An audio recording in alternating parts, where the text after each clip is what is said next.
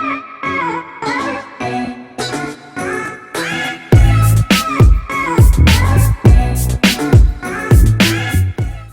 nights with Ari. Late nights with Ari. Late nights with Ari. What's up, everybody? It's your girl Ariell. Welcome back to my channel with Late Nights with Ari. I'm super excited to be here with part 2 of my Q&A relationship advice. I personally really enjoy doing this video because I feel like we all need someone to come to answer our questions when trying to be in these relationships, because nowadays relationships are just very, very difficult to have. So I just really love doing this video. For you guys who came out and gave me questions that you wanted answered in these videos, I really, really appreciate you. Mwah, mwah, mwah. Thank you. And if you have not already, make sure that you are subscribed to the channel because I have so many more videos coming. I'm not going to always be at home with, you know, my usual setup. I have some things. I have some trips that I'm taking. I have some collabs that I'm doing. And I just cannot wait to, you know, bring all those things together for you great people and move on from that. So if I did not already say this, but I'm pretty sure I did, like, share, and subscribe to this channel. Leave some comments on what you want answered in a future video of Late Nights with Ari and A. All right, so let's go ahead and get into question number 1. Question number 1 says, and I want to cross my legs. I'm parched. Question number 1. Do you think the way a person was raised reflects on how they are in a relationship? I think the way a person was raised does reflect in the relationship, but I also feel like once a person is past a certain age, there shouldn't be an issue. You should know what you want. You should know how to not repeat certain cycles. And some people don't really know how to not repeat certain cycles in their life. You know, I raised my family based off of the things that I didn't like growing up. You know, my mom, she worked a lot. When she got with my stepfather, he also worked. So me and my sister, my sister and I, we really had to be very independent. So I try to make sure that my kids don't feel like they need to be independent at a young age, which it actually helped me out as far as just being an adult. You know, you got to do things on your own. But as a child, you don't want to have to be very dependent on your siblings as far as just nurturing and having someone there with you 24/7. That can be an issue. But I admire the fact that my family worked really, really hard to make sure that we have, you know, stability, to make sure that we felt loved. I definitely felt loved growing up.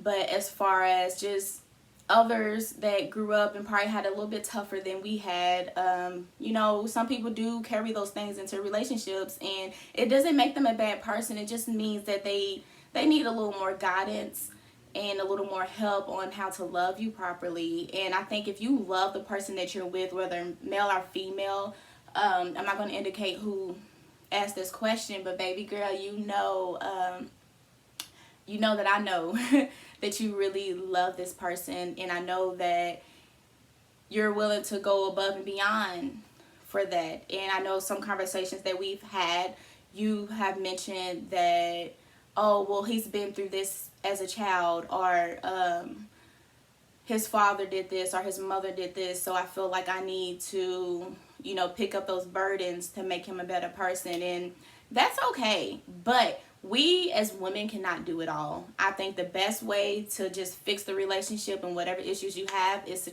probably put in a third party. And I'm not saying a family member, and I'm definitely not saying a friend. I'm saying like some professional help. It's okay to get professional help nowadays. We all need to heal. And if the person you're with needs to heal, you have to give them that space to heal. You just have to, or they're not going to be what they was in the beginning, if that makes sense. So I'm not going to really go into too much detail about that, because I feel like if I go into a lot of detail on that question, I'm going to put too much of your business out, and that I do not want to do, because some people that are very close to me may be able to pinpoint who I'm talking about. So I'm going to leave that one alone. Why did I go like this to Okay. Moving on. Can you be in a relationship after being damaged? No. Hell fucking no.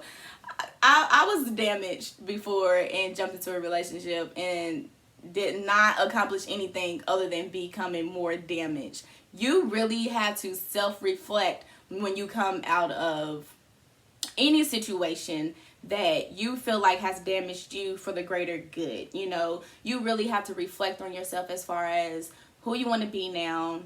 How can you let some of that pain go? How can you move forward? What it is that you need in your life so that you can feel like you again. Because once you are damaged, it is so hard to come back from it because you start to have really bad anxiety, depression, insecurities, things like that comes after, and then that triggers on into your relationship where you're kind of like, I love this person, but I don't even know who I am anymore, and I don't even know if I love me anymore. So that will definitely reflect into the relationship. So I would have to say no. If you feel like you're damaged, you should not be in a relationship with anybody. Like, nobody. Work on yourself. See what it is that you can do to just make yourself feel better so that you can be the best person for whoever you decide to be in a relationship with. And I love you, and thank you for asking me that question, but please just go and make sure that you are getting the help that you need. I'm always willing to talk to people because when I make these videos, it's like you really have to be mindful about the things that you say. And if you really want a blunt answer, I would say reach out to me, because I have so many resources where I feel like you can use to, you know, micromanage your health. You really got to do that. Being damaged is a horrible place to be in.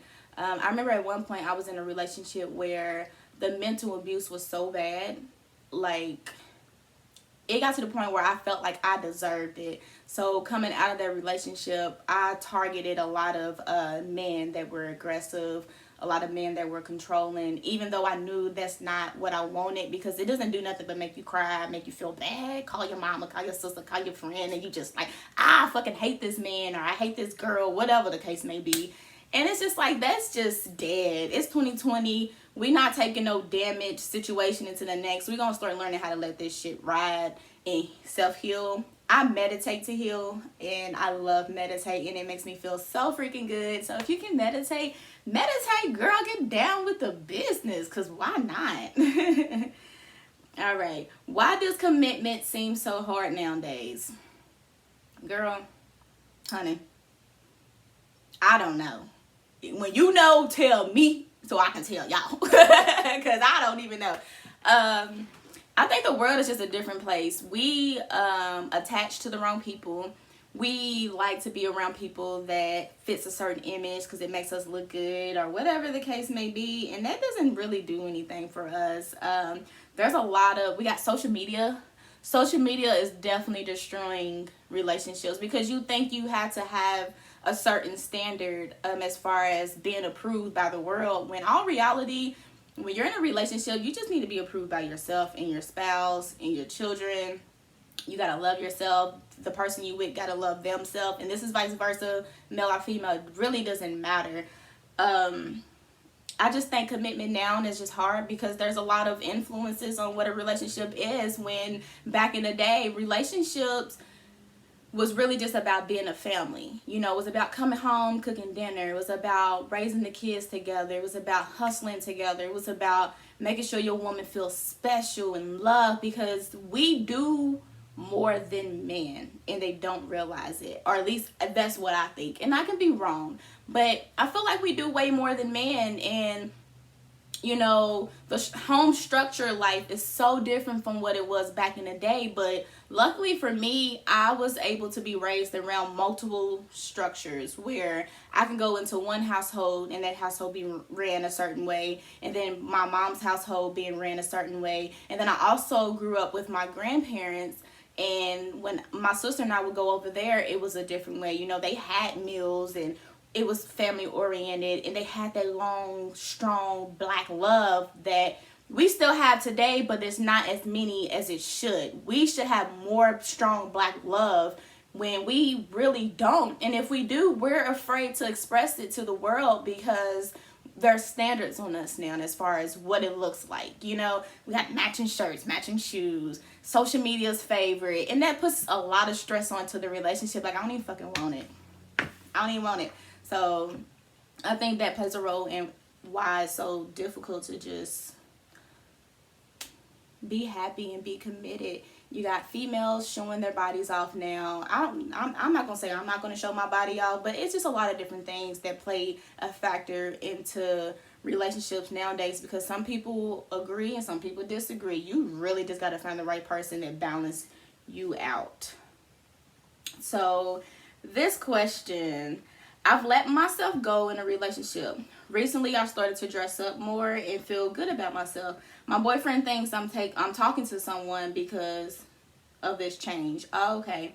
How do I validate my commitment to the every video I can't talk. How do I validate my commitment to this relationship while also not letting myself go? This is the last question, so I'm gonna go ahead and put my phone down. So when you are in a relationship, and I think this happens to a lot of us, we get in a relationship, coming into a relationship where we know we dress up, we want to be cute, we in that puppy dog phase where everything feels good.